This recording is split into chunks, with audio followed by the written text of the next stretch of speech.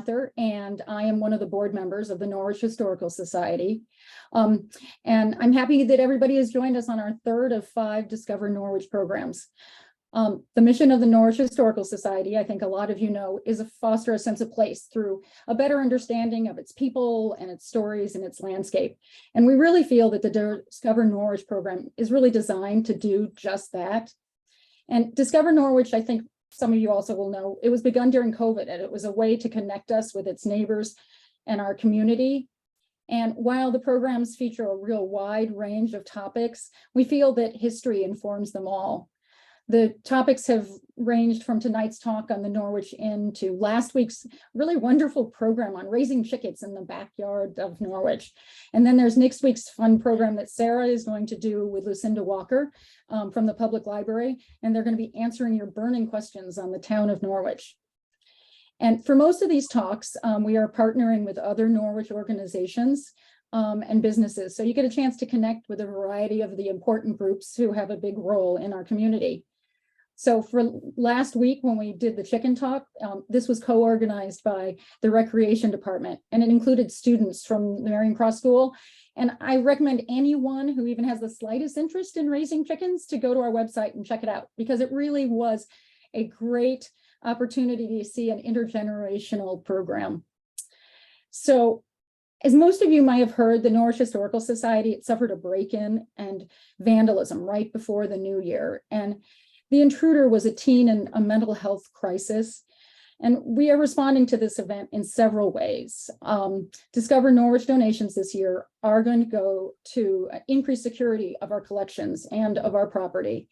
And we were also going to send 20% of the donations from this program and the other 4 Discover Norwich programs to the Youth and Family Services Division of HCRS, which is Healthcare and Rehabilitation Services, which serves the mental health of Windsor County. Back to tonight's program. This week, we are partnered with the Norwich Inn, and we're excited to have the owner of the Norwich Inn, Joe Lavin, and the general manager, Dave Burtonbush, here with us tonight to learn more about the Norwich Inn. And first, I'm going to turn it over to Sarah Rooker, our director of the Norwich Historical Society, and she's going to start with some of the history of the beloved Norwich Inn. Thank you, Sherry. Welcome, everybody. It's really nice to be here again tonight. I'm really happy to be in my warm, cozy office on an icy night. And it's been very fun to work with Joe and Dave in thinking about how to tell some stories about the Norwich Inn, past and present. And I'm going to start us off tonight with some stories from the past. So I'm going to share my screen and put on my slideshow and jump us right back into Norwich in the early 19th century. Now, I know some of you are sipping some Jasper Murdoch right now, and Jasper Murdoch was the first innkeeper, shall we say. He came to Norwich in the early days, in the 1760s, as a child by canoe up the river. And when he arrived, none of what you're seeing here was in Norwich, was around. But by 1797, he had built his home, and it had formal gardens and a fish pond that was led by a log pipe from a spring. And I just want to point out a couple things. He built his house in 1797. This is from 1824. So as you see with my laser pointer, here's Norwich University. That was not present when he built his home and his inn. The brick houses along the edge were not present. The Hatch House, which is on the far right, was present. The blue house when you come into town. The church hadn't been built yet.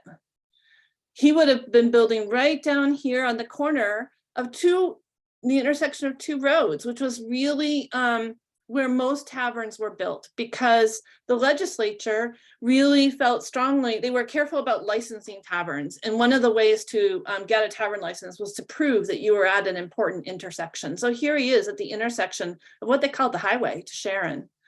And then the other thing is that down here at Blood Brook, you see a mill and this little bridge right here.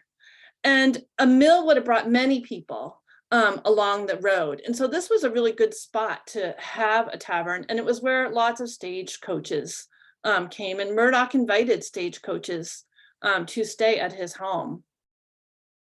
So probably the first most popular or most famous person to come to Norwich was James Monroe. He came in 1817, and he was not coming to Norwich. Remember, I just said that Norwich University wasn't present yet. He was coming to go to Stratford. And if you look here, he was coming by stagecoach, most likely. Here's a stagecoach from roughly the same time. This is from Windsor. And the stagecoaches were pretty strong. They were built with a leather strap to give a little bit of spring, but they were on really rough roads, deep mud and holes and rocks. And so it wasn't really that easy for Monroe to come up through Norwich. But where was he going? Stratford. He was going to see the copperas works. He viewed the copperas works in Stratford. Quite a number of citizens came out to meet him and give compliments. And after he toured the copperas works, and this is a photo from later of the copper mine, but we don't have any images from the copperas works. He was escorted back to Norwich, and he got out at the hotel, which was then called Curtis's Hotel, where there were lots of speeches and a big meal. So here's Norwich University that was built after Monroe came. He was not coming to Norwich. He was promoting economic development and really celebrating the role of the copperas works in the War of 1812. Now, what else was the inn used for besides lodging and food? The inn was really an important part of the community. And one aspect of or role for the inn or tavern was entertainment. So here is a little ticket to Potter's exhibition, which was held in Norwich at the inn.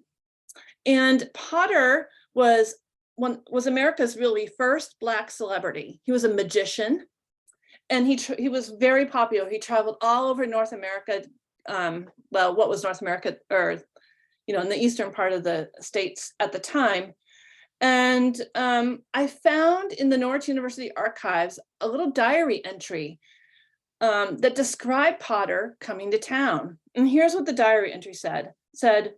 During the course of the day, I had numerous applications for permission to attend an exhibition at the tavern to be given by Mr. Potter, a juggler. It was hinted to me privately, so in case I should refuse permission, the cadets were going to go anyway, contrary to my orders. At 6:30, there was considerable noise in the lower passage. I hastened down and arrived to see the party start out. About 10 o'clock, they returned with a considerable noise and went to their rooms. The students all got in trouble for this, and it really enraged the students, and they were forbidden to go back to the tavern. So entertainers were coming to the tavern for the community.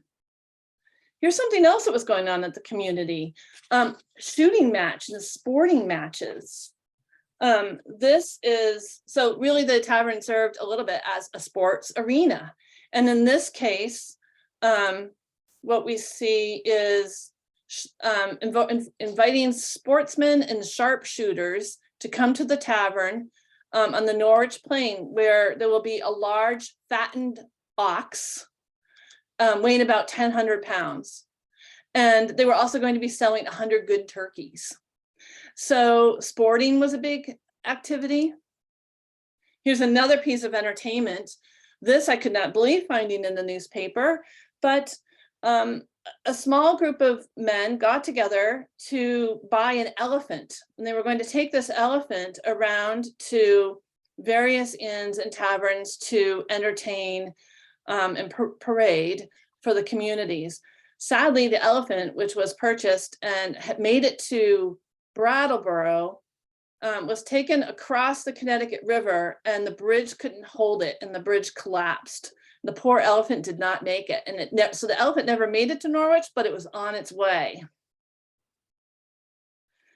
The inn was also used as a courthouse, and in this case, in this ad, what we're seeing is the judges of the Windsor County Court are going to all the taverns in the area, and they're inviting any man who had fought in the Revolution who was due a pension to come and sign up to get their pension. They also had public auctions. You know, the inn and the inn or tavern, I'm using these terms interchangeably, served stagecoaches. So they had a big barn and a livery so they could exchange horses or care for travelers' horses. So in the back of the barn would have been a big sort of area or a stockyard kind of situation. And here we had merino lambs coming in to be sold. This is showing that they also had the post office at the inn. So here's the United States mail coming from Burlington to Boston in 2 days. And on the far left, it shows, it says that it goes through Norwich. It goes Stratford and then Norwich. So this is a ticket for someone who is able to ride on the mail stage and get from Burlington to Concord. Now, the train made a big difference in the number of people who were coming to the community. It arrived in 1848, and Norwich University had been drawing lots and lots of students, but also lots of parents and lots of visitors who were coming for their big commencement recitations and 4th of July events, and people came by train. In 1848, Truman Ransom, who was a Mexican war hero, died, and word has it that 10,000 people came to his funeral. I have a hard time believing that, but I'm sure there were quite a few people lodging and eating at the inn. Now this gives you a map that shows you a little bit more of what the town looked like right before the Civil War. So now the inn is called the Union House. And next to the Union House is the post office. Further down the street now, we've got the church. It's been moved. And here we have Norwich University and its boarding house. This is Elm Street. So you can see that this has become what they called the plain, was really an economic area. It was the village and center of the town. Here's the Union House, right before the Civil War again in 1860. So what you're seeing over here, it actually says Union Hall right up here. So up here was where they held town meeting, where they held balls, promenades, where performers were.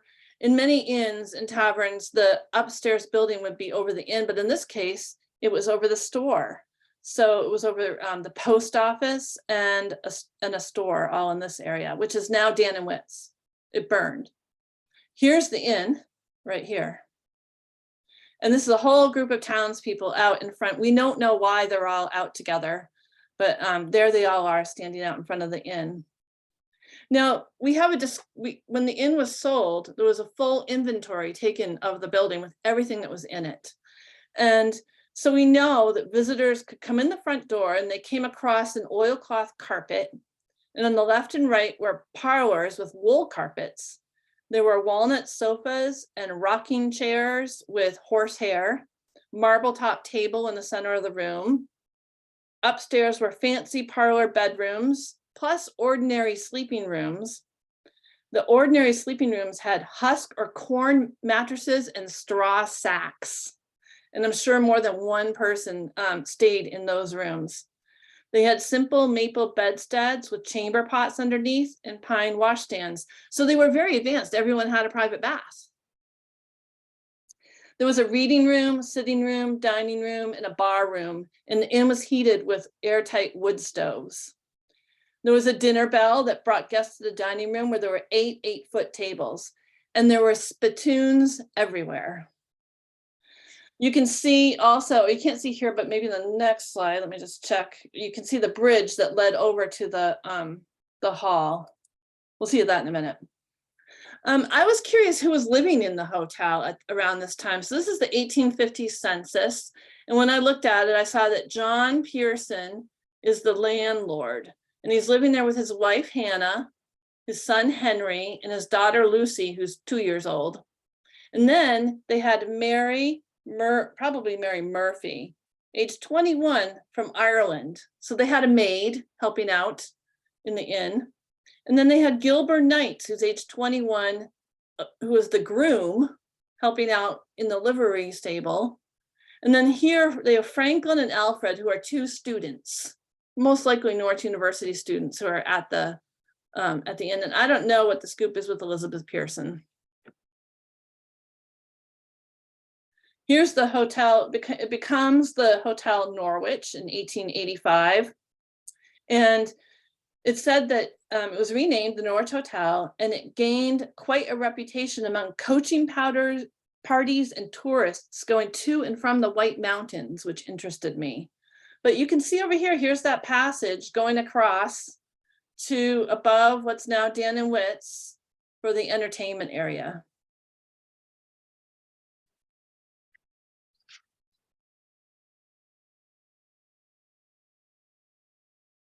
Now, I've been thinking a lot about what did Jasper Murdoch's home look like? What did the original Jasper Murdoch Tavern look like? And I've been so frustrated because, of course, there are no photos from that time period. But then the more I stared at this house, I realized this is it. This blue area, this is the federal early 19th century home of Jasper Murdoch. And this is probably what it looked like before. And there wouldn't have been shutters, and there wouldn't have been this 2-story porch. But suddenly this house comes into view. So this is what was here. Here is a photo of it where they've added fencing to keep the animals from grazing on their formal gardens. And then if you look here, is the passageway, and you can see through to the big livery barn where travelers' horses would have been cared for and stabled. We might wonder what they ate.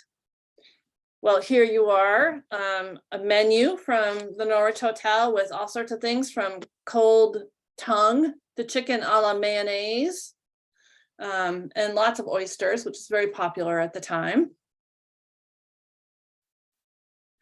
And then in 1889, a fire broke out in the store next door, and it swept through the store. It consumed the post office, it consumed all the Norwich Hotel, and it consumed the house next door to the hotel, which was never rebuilt. So it was a complete loss of the whole block. And the Bowles was rebuilt and opened it in 1891 with 100 friends, and they renamed it the Newton Inn. And here you can see a square tower, a veranda around 2 sides, stained glass doors, a dining room with a fireplace, a conservatory, and then you see heated by hot water and a good livery and coach to all the trains, and it even had a telephone. And then we found this little fire insurance map, which also gives it a sense of what we're seeing. Here's Main Street, and here you can look through back to that livery, which is now the brewery. And then here you see the porch. And this 3 means it's a 3-story tower. Here's the office on the 1st floor, and the kitchen and dining room are running out the back. There's an ice house out here. And then there's an auto garage too, it looks like, in 1914. That's pretty early. And then over here, the post office and a general store.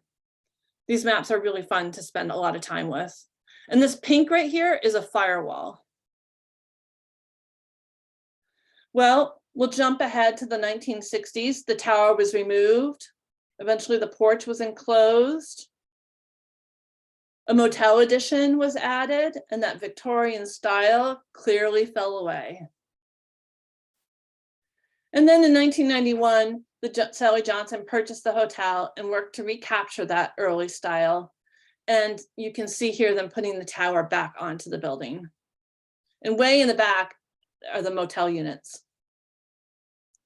And with that, I hope I didn't take too long, but I'm going to turn us over to Joe and Dave to take us into the present. But first I have to turn off my laser, which isn't letting me do it.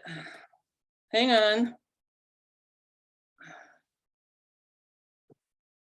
There we are. Stop sharing my screen. And I'm going to invite Joe. Oh, wait a minute. I got to find Joe now. I'm here. I know you're here, but I need you. I want to see you too. Just 1 second. Let me get you pinned on too. All right, there you are. Here I am. Welcome to both of you, and thank you so much for sharing some more. Yeah, I mean, I guess I'll start. Dave and I are going to go back and forth, and Sarah, I'm sure you may have more wisdom for us too. I have to say that there's in this opportunity to work with you, there's a lot of things I found out about the inn that I didn't know. Especially going back, I mean, so far, it's and some of the stories. Thank you for giving us the opportunity. That's the picture of the building the way it looks today. It hasn't changed too much since Sally Johnson became Sally Wilson, put the tower back on, but it has changed a lot on the inside, which you'll hear in a minute. So yeah, you heard some of this already. Jasper Murdoch actually was a Dartmouth grad. I don't know if people knew that. And so it's been around for over 230 years, and we expect to be around for another 230. We hope, although I can assure you, I will not be the proprietor at that time. Maybe a ghost. Maybe a ghost. Well, we got ghost stories too. But anyway, next slide. So some more pictures. The one on the left is you've seen. It's the pre-fire picture, and then I've got a few here that Sarah did not have that are kind of in and out of the 1900s to the mid 1900s. You can see the various renditions. Some of these are from postcards that we've sort of collected over the years. So 230 years, a lot of different looks, but an enduring history of hospitality, beer, and lodging for guests coming to the area. Speaking of guests, Yeah.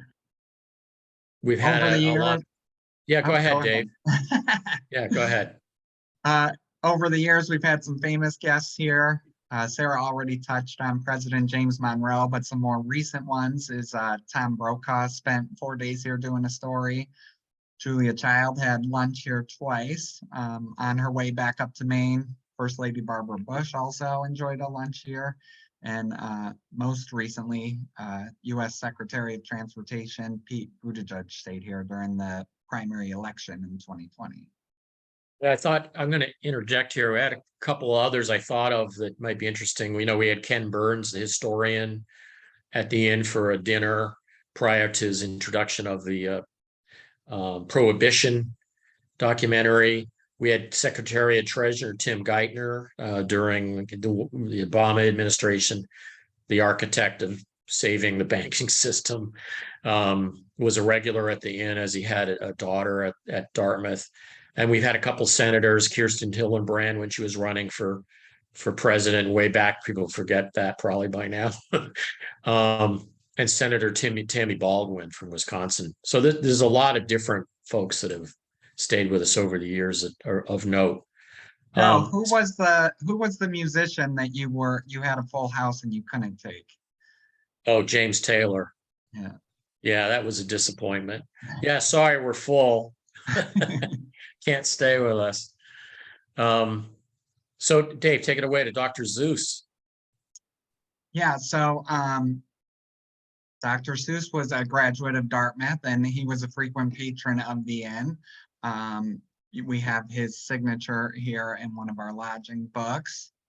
And then in the same books, we have found these drawings, and we can't know for sure that they're his, but they are from the same time.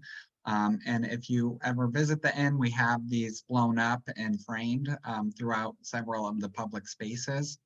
And in this one on the right, there's actually a drawing of Ma Walker here in the middle. And, you know, during Prohibition, it said that she was serving all of the college students beer downstairs. Beer and other items of alcohol, I'm sure. And speaking of Ma Walker, she was one of the innkeepers with her husband, Charles. They purchased the inn in 1920. They were the ones that changed the name from the Newton Inn to Norwich Inn. And she ran the inn until her own health forced her to sell and retire. And now she is our resident ghost. So we have lots of employee and guest stories about sightings or things that have happened while they've been here. And we have a little video to share with you.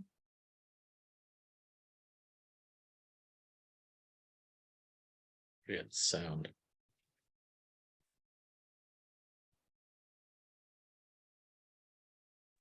I think we're muted.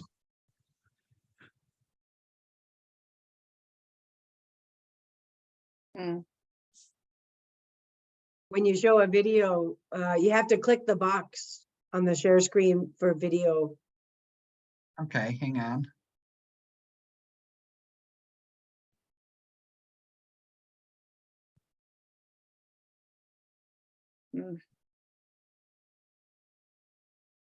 Sorry about that. We had that working yesterday.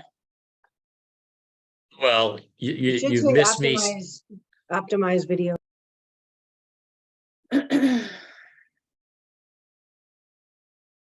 Can you just share the story? I see it. Which happens a lot in the inn Hear it business. now? Yes. Take it back. Love yeah. it here so All right. much, they extend their stays a lot. In particular, the guests in rooms 20 and 32. A woman apparently had seen our ghost and went into great detail about how the apparition had disturbed her while she was working. The ghost threw a glass of water at her and the bed started to shake. The legend is it's Ma Walker. Love it here so much, they extend their stays a lot. In Sorry. particular, the guests in rooms 20 and 32. A woman apparently had seen our ghost and went into great detail about how the apparition had disturbed her while she was working. The ghost threw a glass of water at her and the bed started to shake. The legend is it's Ma Walker. Ma Walker was the owner of the inn in the Roaring '20s. Theoretically, she's the one who's the ghost. So whenever anything mysterious happens around here that we cannot explain, which happens a lot in the inn business, we always blame it on Ma Walker. Love it here so much. Anyway, there are a lot of stories. We can't regale you with all of them. I am just waiting for the moment when Ma Walker says hello to me, because I hear all these stories and I roll my eyes, but there's a lot of them. So I don't know what to say. Dave, go ahead. Yeah, and we're going to funny guest stories next. One of the funny guest stories is also a ghost story. Last year, we had a mother with her 2 adult daughters staying here at the inn in room 32. And they claimed they were here for multiple nights, and they claimed that they had brought a spray and set it on the back of the toilet, and that every like 10 minutes it was getting knocked off of the back of the toilet, and they would put it back, and sure enough, 10 minutes later the same thing would happen. So that was a funny story. We also have a lot of people. I don't know if you guys realize that there's a spa in Norwich Inn in Connecticut, and a lot of times people will call here, book a room, and we'll be talking to them, and they'll ask us to make a spa appointment. And we realize that they're booking at the wrong hotel. And sometimes people even show up at our inn and we can't find them in our system, and we find them a room, and we called the spa at Norwich Inn in Connecticut, and sure enough, they booked there. So that's something funny that happens here that people might not realize. I have one, Judy Collins, this is sort of a famous guest and a funny guest story at the same time. Judy Collins stayed with us a couple of times when she was doing some concerts in the area. And one night she apparently, after the show, she likes to stay up really late and drink a lot of Diet Coke, apparently. And she was staying in our apartment, the owner apartment, because we had nowhere else to put her. So she stayed up there, and apparently she was dancing around, prancing and dancing, to the point where the guests below were like really kind of kept awake and called the innkeeper in the middle of the night to complain. Somebody's pounding on the floor above us, and we had to call Judy Collins in the middle of the night and tell her to stop dancing around because she's keeping our guests awake.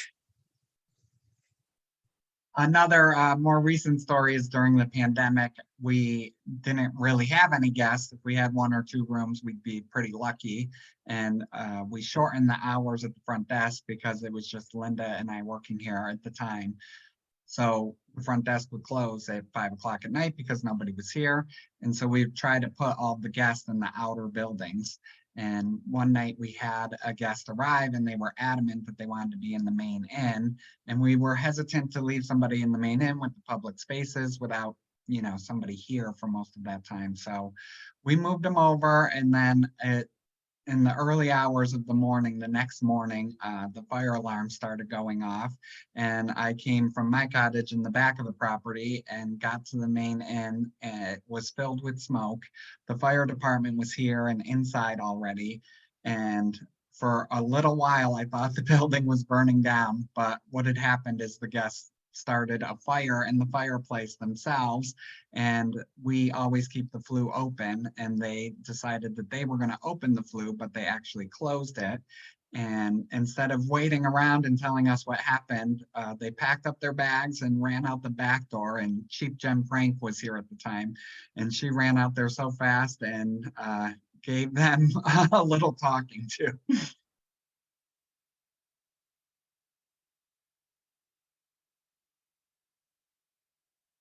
The brewery is celebrating its 30th anniversary this year. So we're actually one of the oldest microbreweries in Vermont. Tim Wilson, the previous owner, started the brewery in his kitchen, brewing 5-gallon glass jugs and bringing them over to the inn. Then they took the old livery building and turned it into what the brewery is today. Our current brewmaster, Patrick Dakin, is actually one of only 3 brewers. So Tim Wilson was the first one, and then it was Patrick Dakin, and then we had Jeremy Hebert. During the pandemic, Jeremy ended up finding a new job, and Patrick rejoined our team. So we're really lucky to have been able to keep the process in a small number of hands, and through that, we've been able to keep it the same all these years. You can see a picture of the brewery here and one of the tanks in the brewery. All of the beer in our brewery never actually gets kegged. It gets brewed in these big tanks, and then they drop the finished beer down into the tanks in the basement. And then we actually have pipes coming from the brewery underground straight to the pub where our taps are. Norwich Inn, the Jasper Murdoch Ales is the umbrella brand, and then we have our, over the years we've had like up to 90 different varieties of that. Whistling Pig being the only one that lasted the 30 years. But as far as I know, and I'm pretty sure I'm right on this, there are only 3 lodging facilities in New England that actually have breweries as part of their operation, and we're one of those. I'm proud to say. Go ahead, Dave.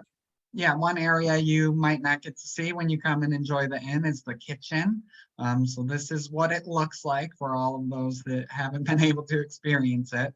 The large picture is our main line, and that line actually runs our regular restaurant, but also any banquet operations that we have. So if you've ever been here for a banquet in the wine cellar, on the nights when we have banquets going on, we don't have a separate crew or line for those events.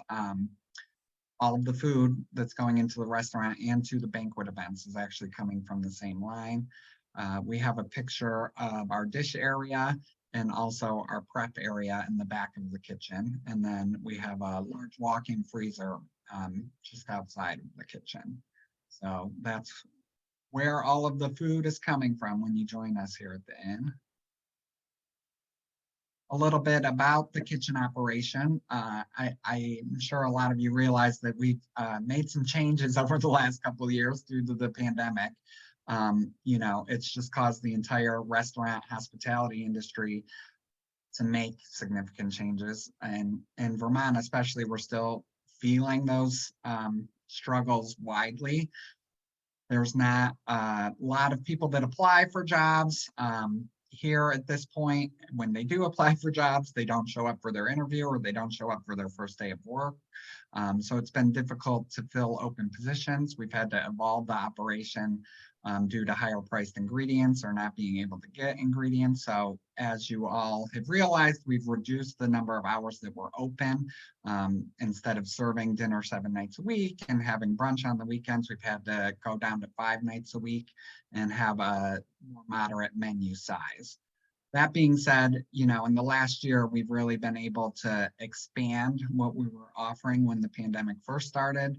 Our menu has grown again. We are, you know, back to doing some nice entrees.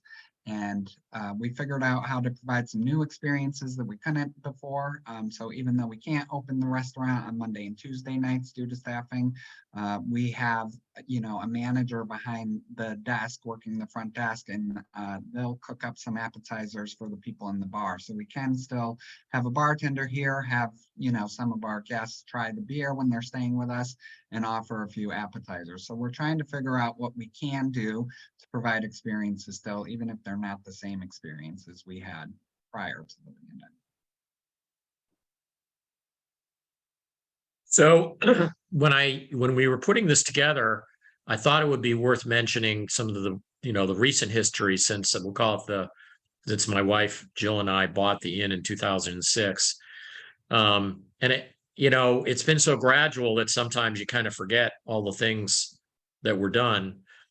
But I, you know, wanted to just run through. I mean, some of you out there might remember the Ranger room down in the basement, which, you know, was basically a big storage area when we bought the inn, and I felt like it could be restored into a banquet space. So we had a team project.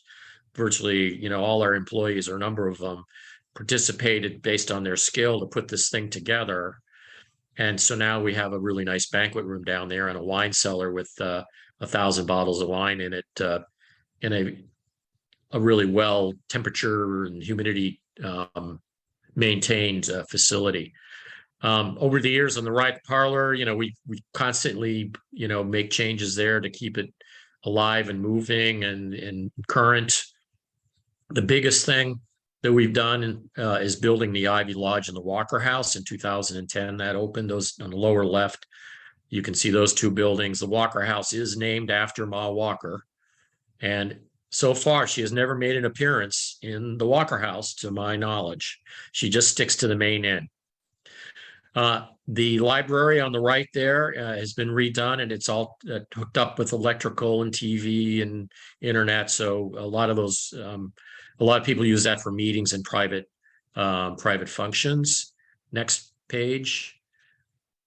Probably this is more recent history. The patio.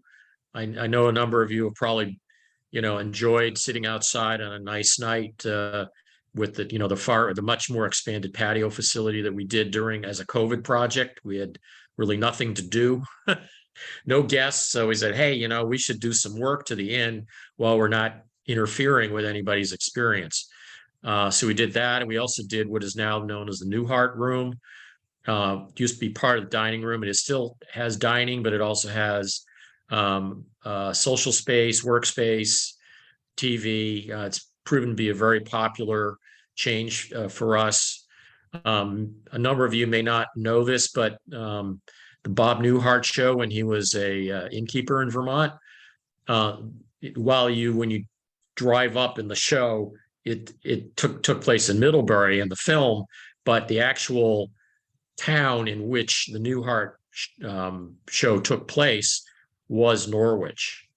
And so our inn is really the inspiration for that show. And the writers apparently in the mid 80s were up doing research all over Norwich, trying to gather old stories and names and things about the inn that ended up on the show. So it's kind of cool. So we ended up calling that the Newhart Room. And then on the lower right, the terrace, which used to be kind of the Florida room. It had these slatty windows. It was freezing in there in the winter. We completely gutted it. New windows, we put a fireplace in, all custom furniture, and new floors, new everything in there. And we did that around 2013. So we've done a lot of things to the end. When you really pile them up in one place, it's like, wow, we've really been able to stay current. You can be historic, but you still have to be current and be the kind of place that a modern traveler wants to go to, but they can still enjoy the historic atmosphere that we maintain, throughout the inn. Next slide. Dave, I'll let you take the rooms. For those of you that live in the community, you may not have had the opportunity to stay here, so we wanted to show you some of the rooms. Hopefully some of your family members have been able to stay here when they visit. We have 40 lodging rooms across 3 different buildings with 13 different room types. The main inn has 17 rooms, all on the 2nd and 3rd floor above the restaurant and the public spaces.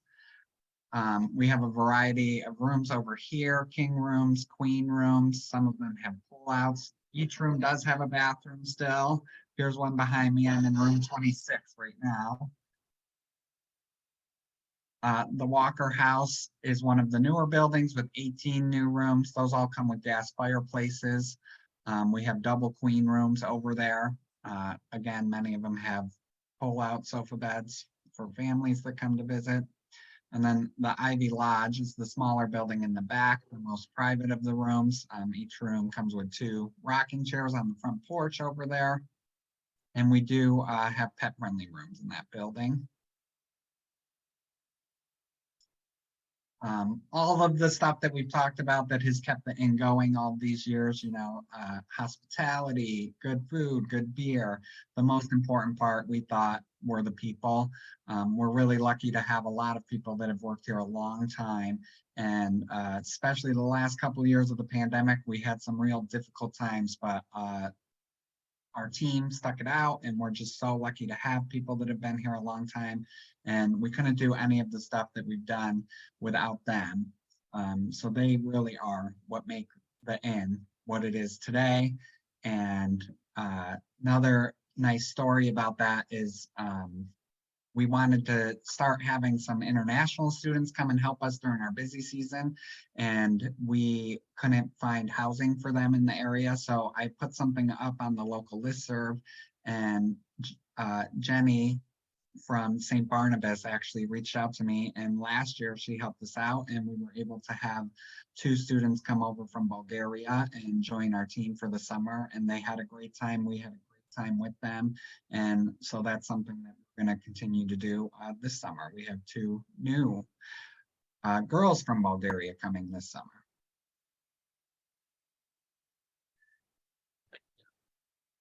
I want to, besides our people, as Dave is so important, and we're very different in a way than, we're not a corporate place at all. We're very homey. People say over and over what it's like to come home to the inn. We have a lot of repeat customers, so we're very proud of that. We have creaky floors. Sometimes they're not exactly even. And it's sort of like people forgive us for some of the things that are not as modern as a Marriott, but we do have the best people. And I also wanted to also thank the community. We couldn't do it without the community either. And the support we get from Norwich through the years, for 230 years, but for the 17 years that we've had it, we're just so proud to be part of the community, part of the town, and enjoy the support of you all out there, and for some of the things that, the changes we've made. we hope to make it a better experience for all of you. That's the goal. But the support and the patronage that we get from the community is really very special to us, and we just wanted to thank you for that. And I think that's all we got. I guess questions, Sarah, do we have time?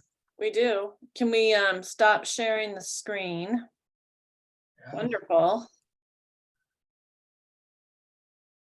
If anyone has questions, you can either just ask or you can put them in the chat and we'll get them. I just want to thank you guys too. You know, the inn, as you can see from some of the history that I did, has been really central to the community for years. It had such a community role, especially before other institutions were built. And thank you for being business sponsors of the Historical Society as well in supporting. And I like that we can support each other in a lot of different ways. So it's a nice thing. And it looks like we have some questions. The first is, are there historic guest registers? And if so, for which years or timeframes? There are. We inherited from Tim and Sally Wilson a replica of the actual guest register from probably over decades. But the originals are in the Hood Museum at Dartmouth. So there are registers. That's where those pictures came from. We actually have Dr. Zeus's signature in the book. So that's where it comes from. And we have, that's where they were. We have a register now. I mean, our guests still sign in. There's a register in the parlor. So it's fun to go back and look and see, who's staying with us now. And they write little messages and little stories in there too. And it's kind of cool. Yeah, if you're ever here, there is people from all over the world that come and stay here. So it is fun to look through the register that's in the living room and just see, who's been here in the last 2 weeks sometimes. We have the same issue with, well, we're waiting for any other questions. We have the same issue with Norwich at the Historical Society. And I'll get emails from people. My emails will be, my ancestor, Amos Brown, was born in 1423. Do you have anything about him in your collection? And I'll write back and say, I think you mean, are you from England? and they'll say, you just emailed the USA. So we get Norwich, England questions frequently. Is there any questions anyone has who wants to just ask verbally? Any comments? Looks like everybody's enjoyed it very much. So with that, I'll say that next week we are going to do a Stump the Experts night. We've gotten lots of good questions into the library and the Historical Society about Norwich. Some are about present issues, some are history. And Lucinda, the librarian, and I are going to do our best to answer all your questions, and we've turned some of them into a fun game. It will begin at 6 because the Norwich Select Board Candidates Forum that the Women's Club is running will be at 7, and that is on Zoom and in person. But we just wanted to give you the opportunity to do both if you're wanting to get to the Select Board program. So 6 o'clock, and I'll send a reminder out for those of you who signed up for that. And if you have more questions about Norwich, feel free to ask. And we're getting some nice comments in. Thank you, a wonderful presentation. And Jenny Anderson says, I love the inn and thank you so much for taking such good care of us. So thank you. Thank you, Jenny. Yes, Jonathan asked about this recording and we will have it up on our website once I get it all processed, probably in a day or two. So it will be online on our website, along with all the other Discover Norwich programs. If you go on our website at norwichhistory.org to the programs, you'll see a tab for recorded programming. Christine says, thank you for all the stories. It was great. And Judy says, thanks. I'm enjoying my beer right now. And that patio, yeah, Stephanie says, thank you. I love the patio. Absolutely fabulous. Oh, Brittany, the 22-ounce bombers are still on sale, $5 for the rest of the night. Thanks, Brittany. So, Jane, Such a- thanks so much for taking us inside the remarkable inn. My husband Great. was very excited to see the kitchen. Very great presentation. Thank you. You're welcome. Yeah, thank you for coming. Thanks for having us. This was Yeah. fun. Good. All right, I think we're going to end our recording and we will see some of you anyway next week. Have a good week. Bye, everybody. Bye.